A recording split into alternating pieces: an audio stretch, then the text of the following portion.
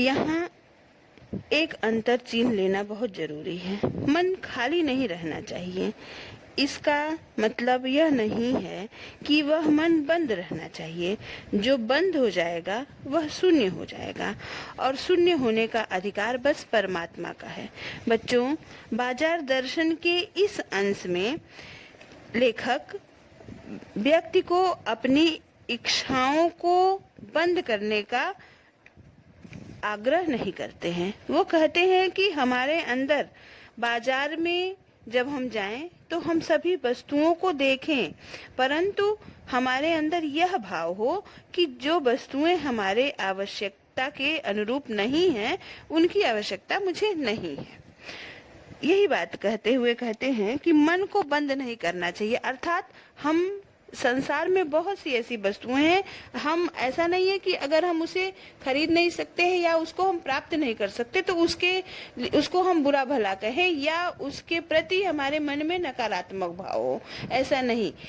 लेखक कहना चाहते हैं कि संसार में बहुत सारी वस्तुएं ऐसी हैं जिनकी हमें आवश्यकता नहीं है। तो जिन वस्तुओं की हमें आवश्यकता नहीं है, ऐसी वस्तुओं के प्रति हमारे अंदर नकारात्मक दृष्टिकोण नहीं होना चाहिए। उनके लिए हमारे मन में एक तरह का अनिच्छा होनी चाहिए कि इस वस्तु की मुझे आवश्यकता नहीं है, इसलिए मुझे यह नहीं चाहिए। और लेखक कहते हैं कि मन को बंद करने से मन के अंदर की इच्छाएं समाप्त नहीं हो जाती। बच्चों, जैसे हम अगर कोई इच्छा हमारे हृदय में होती है तो हम कभी कभी उन इच्छाओं को अपने स्वप्न में देख लेते हैं। तो कभी लेखक इसी बात को कहना चाहता है कि आंख फोड़ ली तो लोभनीय के दर्शन से बचे तो क्या बचे। यानी हमें अगर हमारे मन में इच्छाएं होंगी तो हम आंख बंद करके भी हम स्वप्न देख लेंगे, और जब इच्छा होगी तो स्वप्न ही हमें बेचैन कर सकते हैं।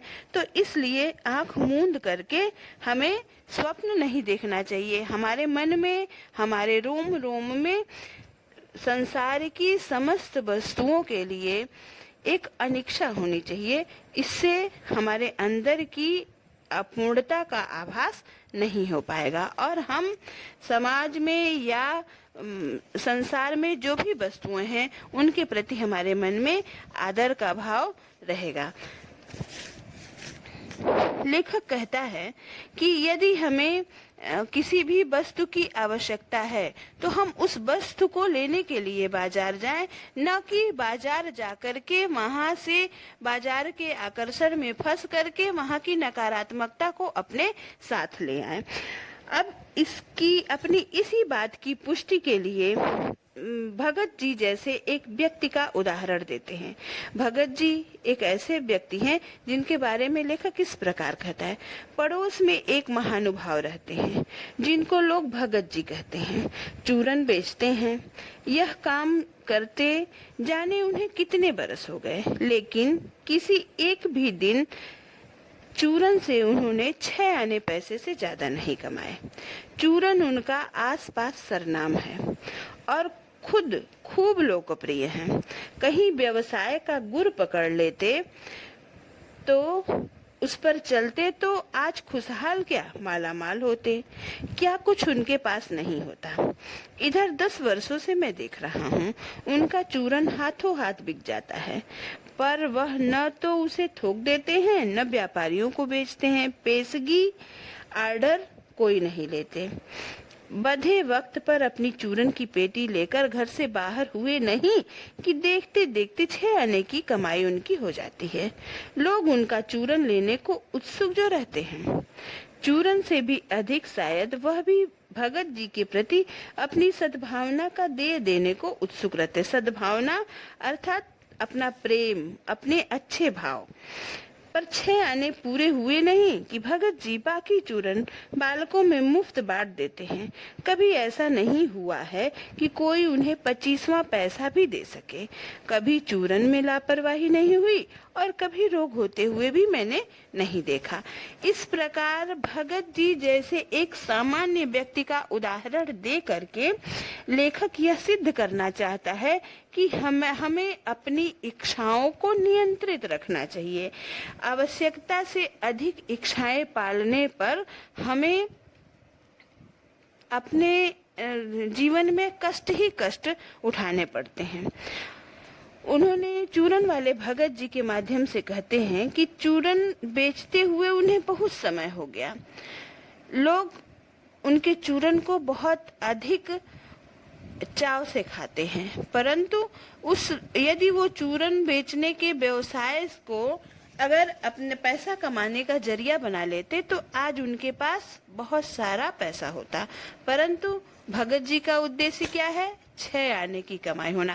अर्थात बच्चों, पैसा, कवि लेखक यह भी कहना चाहता है कि पैसा जीवन का अनिवार्य अंग तो है, परंतु पैसा ही जीवन नहीं है।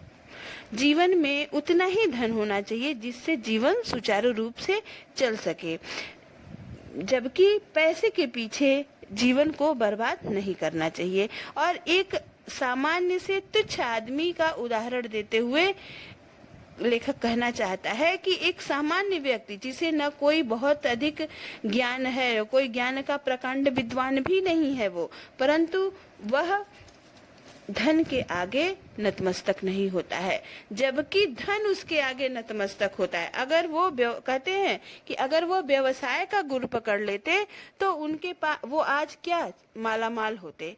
यानी व्यवसाय का गुर पकड़ने का तात्पर्य यह है कि यदि वो चूरन को व्यापार की दृष्टि से अपना लेते तो उनके चूरन चूंकि इतना लोकप्रिय है इसलिए वो बहुत ज्यादा धन कमा सकते थे, परंतु धन उनके आगे नतमस्तक नहीं हुआ। वो धन को उतना ही महत्व देते हैं जितना उनके जीवन में धन की उपयोगिता है।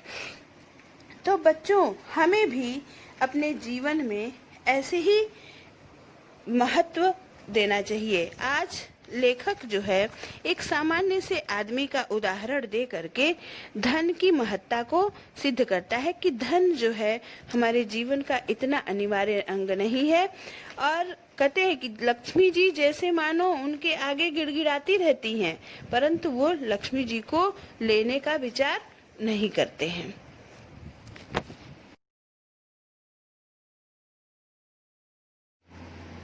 बच्चों, आगे के अंश में जैनेन्द्र कुमार कहते हैं कि वो एक चूरन वाले भगत जी के बारे में वर्णन करते हुए कहते हैं कि कहीं आप भूल न कर बैठिएगा, इन पंक्तियों को लिखने वाला मैं चूरन नहीं बेचता। अर्थात लेखक ये कहना चाहते हैं कि पाठकों से कि आप ये मत समझिएगा कि मैं ही चूरन बेचता हूँ। जी नहीं, ऐसी हाल की बात भी न सोचिएगा। यह समझिएगा कि लेख के किसी भी मान्य पाठक से उस चूरन वाले को श्रेष्ठ बताने की मैं हिम्मत कर सकता हूँ। लेखक ये भी कह रहा है कि आप सभी मान्य पाठकों से भी मैं उस चूरन वाले भगत जी की तुलना नहीं करता हूँ। क्या जाने उस भोले आदमी को अक्षर ज्ञान तक भी है या नहीं। देखो बच्चों, लेखक ने यही विशिष्टता प्रदर्शित करना चाहा है कि वह आज हम बहुत पढ़े लिखे हैं, बहुत सारा ज्ञान अर्जित किए हैं, बहुत सारी धन संपत्ति भी हम लोग प्राप्त कर ली हैं, परंतु हम अपने इच्छाओं से मुक्त नहीं हो सके हैं। परंतु वह चूरन वाला अदना सा आदमी, छोटा सा आदमी मात्र 6 आने का ही अपना व्यवसाय करता है, परंतु वह अपनी इच्छाओं पर नियंत्रण कर लिया है।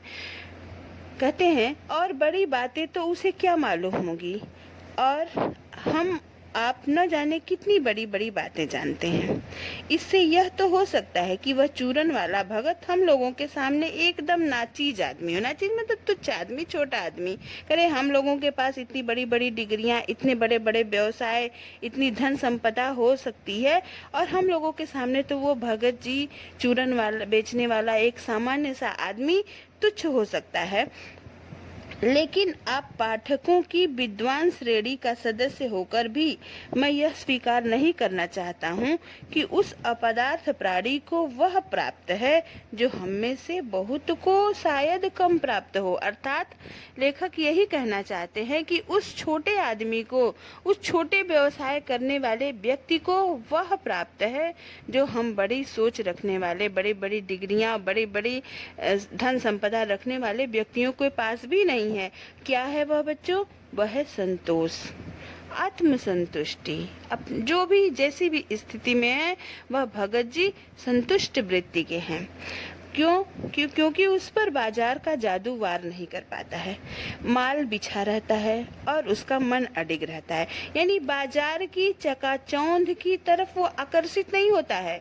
बाजार में सुंदर सुंदर दिखने वाली वस्तुओं की तरफ वो देखता है, परंतु उन्हें कोसता नहीं है। उन्हें न क्रय न कर पाने की स्थिति में उसे श्राप नहीं देता है, उसे कोसता नहीं है, उसे बुरा भला नहीं कहता है। वह उसके मन में सभी के लिए आशीर्वाद है। पैसा उसके आगे होकर भीख तक मांगता है कि मुझे लो। यही सबसे बड़े गुण है जिसकी चर्चा जैनेंद्र जी ने की है कि भगत जी जैसे आदमी के सामने धन या लक्ष्मी जैसे मानो भीख मांगती हो, गिड़गिड़ाती हो कि आप मुझे ग्रहण करो, परंतु वह व्यक्ति, छोटा सा अदना सा अशिक्षित व्यक्ति, अज्ञानी व्यक्ति पैसे को उसके आहत गर्भ में बिलखता ही छोड़, यानी पैसे को उसकी दयनीय स्थिति में छोड़ देता है। वह पैसे के आगे नतमस्तक नहीं होता है। ऐसे आदमी के आगे क्या पैसे की व्यंग शक्ति कुछ भी चलती होगी? क्या वह शक्ति कुंठित रहकर सलज्ज नहीं हो जाती?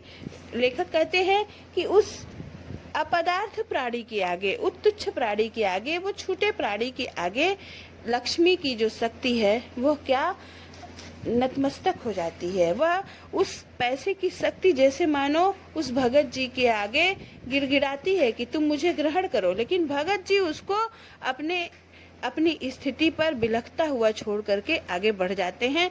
और भगत जी के मन में कहीं भी अपनी स्थिति के प्रति कोई पश्चाताप नहीं है। किसी भी प्रकार समाज में जो भी वस्तुएं हैं सबके लिए उनके मन में सद्भावना है, अच्छे विचार हैं। और आगे जैनेंद्र जी कहते हैं कि आप और हम, भगत जी जैसा एक अशिक्षित आदमी है और दूसरी तरफ हम और आप जैसे विद्वान श्रेणी के लोग हैं, और हम लोगों पर क्या असर होता है, इसी असर को प्रदर्शित करने के लिए एक सामान्य जीवन का एक उदाहरण लेखक ने प्रस्तुत किया है। कहते हैं पैसे की व्यंग शक्ति की सुनिए। कहते हैं कि पैसे में कितनी शक्ति है यह आप सुनिए। वह दारुण है, दारुण अर्थात कष्टकर है। मैं पैदल चल रहा हूँ कि पास ही धूल उड़ाती निकल गई मोटर, यानी हमारे बगल से लेखक पैदल चल रहा है, बगल से ही एक धूल उड़ाती हुई एक मोटर निकल गई।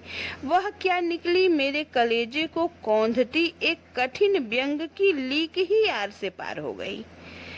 जैसे किसी ने आंखों में उंगली देकर दिखा दिया हो कि देखो उसका नाम है मोटर और तुम उससे वंचित हो। यह मुझे अपनी ऐसी विडंबना मालूम होती है कि बस पूछिए नहीं। मैं सोचने को हो आता हूँ कि हाय, यही माँ बाप रह गए थे जिनके यहाँ मैं जन्म लेने को था। क्यों न मैं मोटर वालों के यहाँ हुआ। उस व्यंग में इतनी शक्ति है कि जरा में मुझे अपने सगों के प्रति कृतज्ञ कर सकती है। कृतज्ञ का तात्पर्य बच्चों अपने ऊपर किए गए उपकार को न मानने वाला। एक छोटा सा ही उदाहरण दिया है लेखक ने, लेकिन बच्चों इस उदाहरण में इतनी शक्ति है। कहते हैं कि एक हम किसी मार्ग से जा रहे हैं और हमारे मार्ग से कोई मोटर निकल गई और उस मोटर को देख करके हमारे मन में एक चाह जागृत हुई और पल भर में ही, क्षण भर में ही जिस माता पिता ने हमारा पालन पोषण कितने जीवन भर के कष्टों को उठा करके किया, हम क्षण भर में उस माता पिता को छोड़ करके मोटर वालों के यहाँ जन्म लेने की कामना करने लगते हैं। वास्तव में बच्चों यह स्थिति बहुत ही कष्टकर है। हम अपने माता पिता जिन्होंने जीवन की कठिन परिस्थितियों को अपने ऊपर झेल करके हमारे जीवन को सुखकर करते हैं, हमारे जीवन के मार्ग को सुगम करते हैं, उस माता पिता के प्रति हमारे मन में एक बार तिरस्कार का भाव आ जाता है और हमारे मन में ये भाव आ जाता है कि क्यों न हम पैसे वालों के यहाँ पैदा हुए जहाँ हमें हमारे लिए सुख सुविधाओं की सामान होते हैं। तो ये है व्यंग शक्ति। एक लेखक ने दो व्यक्तित्व का उदाहरण दिया। एक व्यक्तित्व भगत जी का है जो किसी भी तरह से धन के आगे नतमस्तक नहीं होते हैं, और एक स्वयं का उदाहरण दिया कि तनिक भर में ही हम अपने माता पिता के प्रति भी कृतज्ञ हो जाते हैं, तो अन्य संबंधों की बात ही नहीं करनी। क्या यह लोक वैभव की यह व्यंग शक्ति उस चूरन वाले किंचितकर मनुष्य के आगे चूर चूर होकर नहीं रह जाती? लेखक यही कहना चाहता है कि यह चूरन वाला भगत जी कहीं न कहीं हमसे श्रेष्ठ है। तो क्या वह बल क्या है इस तीखे व्यंग के आगे ही अजेय रहता है, बल्कि मानो उस व्यंग की क्रूरता को ही पिघला देता। करे भगत जी में वो आखिर कौन सा ऐसा बल है जो इस धन की या इस व्यंग के आगे अजेय खड़ा रहता है? भगत जी को बाजार के यह आकर्षण, समाज का यह आकर्षण अपने आगे नतमस्तक नहीं कर पाता है। उस बल को जो नाम दो, पर वह निश्चय ही उस तल की वस्तु नहीं। लेखक कहते हैं कि भगत जी के चरित्र की जो विशेषता है उसको आप चाहे संतोष कह सकते हो, त्याग कह सकते हो, आत्मसंतुष्टि कह सकते हो, लेकिन लेखक यही कहता है कि वह निश्चय ही इस संसार की वस्तु नहीं है। वह एक आध्यात्मिक बल है, वह कोई एक अलौकिक ऐसी शक्ति है जो भगत जी को प्राप्त है, जो इस संसार की वह शक्ति नहीं है। वह एक कोई आध्यात्मिक बल है, कोई एक नैतिक बल है, आप चाहे उसको जो नाम दीजिए। कहते हैं कि वह कुछ अपर जाति का तत्व है। लोग स्पिरिचुअल कहते हैं, आत्मिक, धार्मिक, नैतिक, करें कि कुछ भी कहिए, उसको कोई भी शब्द दीजिए।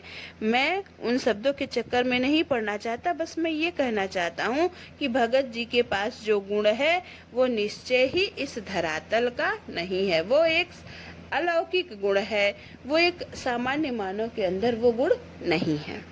कहते हैं जहाँ तृष्णा है, तृष्णा अर्थात लालच, बटोर रखने की स्पृहा अर्थात भूख है, और संचय जितना संग्रह करने की प्रवृत्ति है, वहाँ पर वह आत्मिक या आध्यात्मिक बल नहीं हो सकता है। बल्कि यदि उस बल को सच्चा मानकर बात की जाए तो कहना होगा कि संचय की तृष्णा और वैभव की चाह में व्यक्ति की निर्बलता ही प्रमाणित होती है। जो आज हम धन के पीछे निरंतर भाग रहे हैं, और अर्जन और पैसे के पीछे, सम्मान, पद, प्रतिष्ठा के पीछे जो निरंतर हम भाग रहे हैं और उसे निरंतर प्राप्त करना चाह रहे हैं, ये हमारी निर्बलता ही प्रमाणित करती है, यानी ये हमें कमजोर सिद्ध करती है। निर्बल ही धन की ओर झुकता है।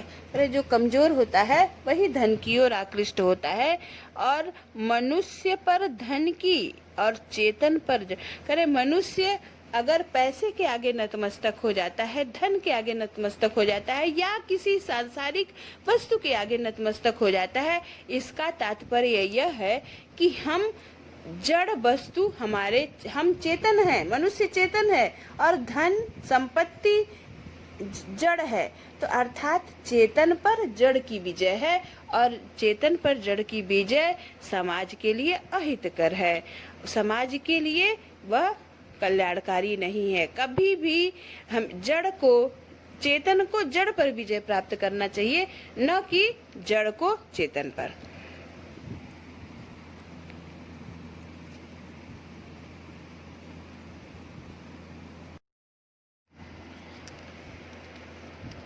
निबंध के अंतिम चरण में बच्चों लेखक कहते हैं, एक बार चूरन वाले भगत जी बाजार चौक में दिख गए। मुझे देखते ही उन्होंने जय जय राम किया। मैंने भी जय जय राम किया। उनकी आंखें बंद नहीं थीं, और न ही उस समय वह बाजार को किसी भांति कोस रहे थे। कोसना अर्थात बुरा भला कहना। राह में बहुत बालक मिले जो भगत जी द्वारा पहचाने जाने के इच्छुक थे। भगत जी ने सबको ही हंसकर पहचाना, सबका अभिवादन लिया और सबको अभिवादन किया। लेखक का यह कहने का तात्पर्य यह है बच्चों कि भगत जी बाजार में खुली आंखों से भ्रमण कर रहे थे। इससे तनिक भी यह नहीं कहा जा सकेगा कि चौक बाजार में होकर उनकी आंखें किसी से भी कम खुली थीं, लेकिन भौचक्के हो रहने की लाचारी उनमें नहीं थी। भौचक्का रहना यानी आश्चर्यचकित रह जाना, अर्थात भगत जी बाजार के आकर्षण को देख करके ऐसा नहीं है कि वो आश्चर्यचकित रह जा रहे हैं। बाजार में सुंदर सुंदर बढ़िया बढ़िया सामानों को देख करके उनकी आंखें फटी की फटी रह जाती हैं, ऐसा नहीं है।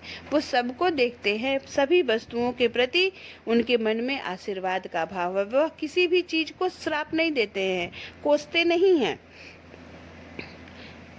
व्यवहार में पसोपेश मतलब संघर्ष नहीं था उनमें, खोए से खड़े नहीं रह जाते हैं। वो भांति भांति के बढ़िया माल से चौक भरा पड़ा है। उन सब के प्रति अप्रीति अर्थात घृणा नहीं है, जैसे उस समूचे माल के प्रति भी उनके मन में आशीर्वाद हो सकता है। विद्रोह नहीं है, प्रसन्नता ही भीतर है। क्योंकि कोई रिक्त भीतर नहीं। ऐसा क्यों है?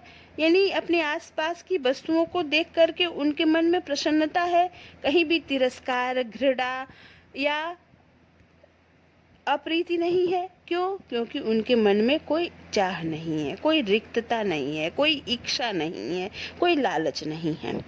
देखता हूँ खुली आंख, तुष्ट मन और मग्न वह चौक बाजार में से चलते चले जाते हैं। लेखक कहता है कि मैं उनको देखता हूँ, वो चारों ओर भ्रमण करते हुए सीधे चले आते हैं।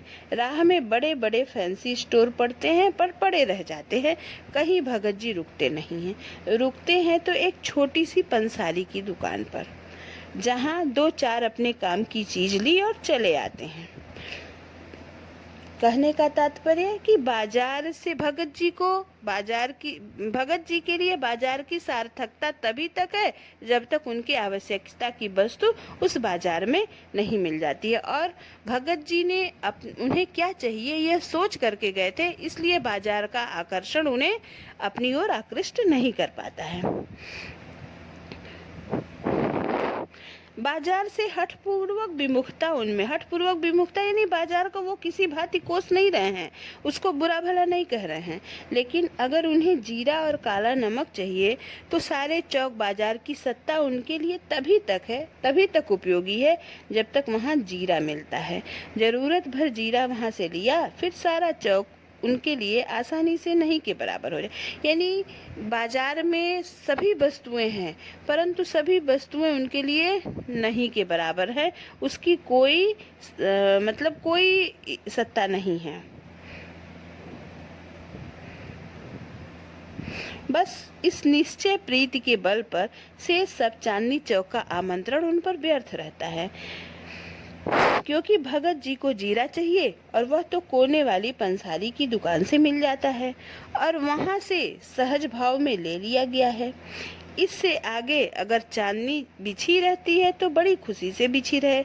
भगत जी से बेचारी का कल्याण ही चाहते हैं। यानी चारों तरफ भगत जी सभी के लिए अपने मन में आशीर्वाद है।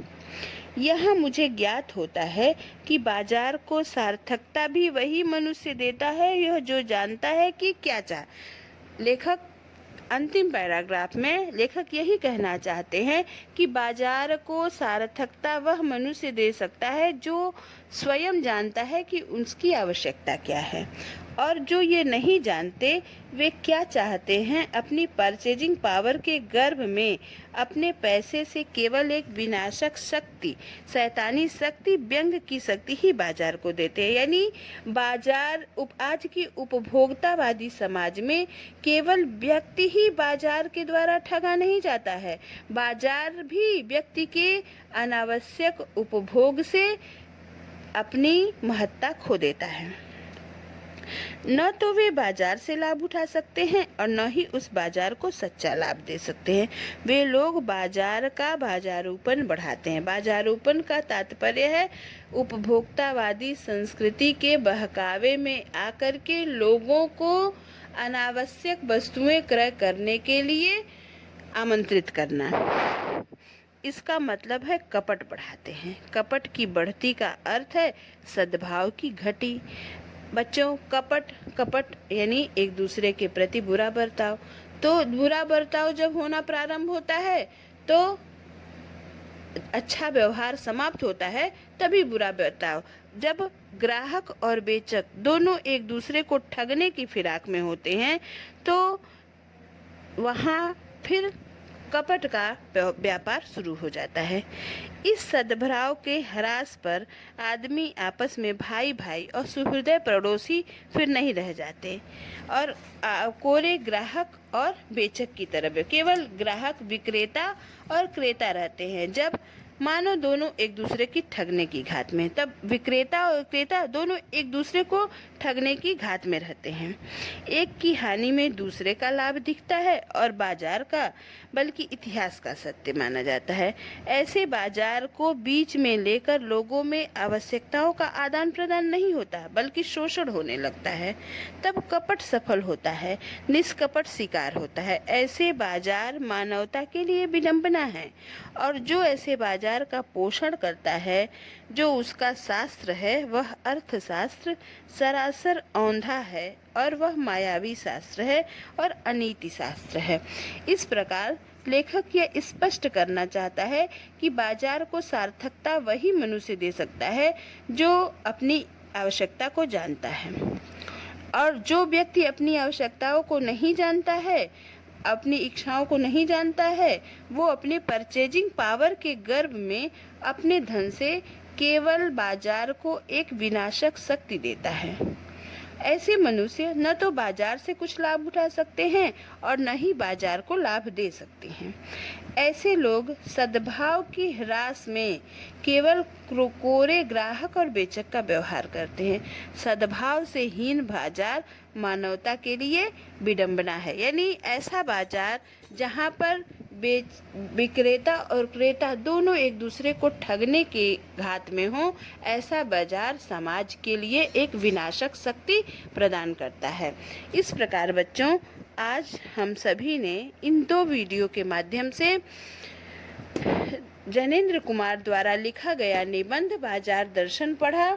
इस निबंध में अनेक स्थलों पर परीक्षा की दृष्टि से महत्वपूर्ण अंश जो हैं उससे प्रश्नोत्तर आते हैं। मैं अपने आगे आने वाले वीडियो में प्रश्नों को कुछ पैराग्राफ की प्रैक्टिस आपको करवाऊंगी। शेष प्रैक्टिस आपको स्वयं करना है।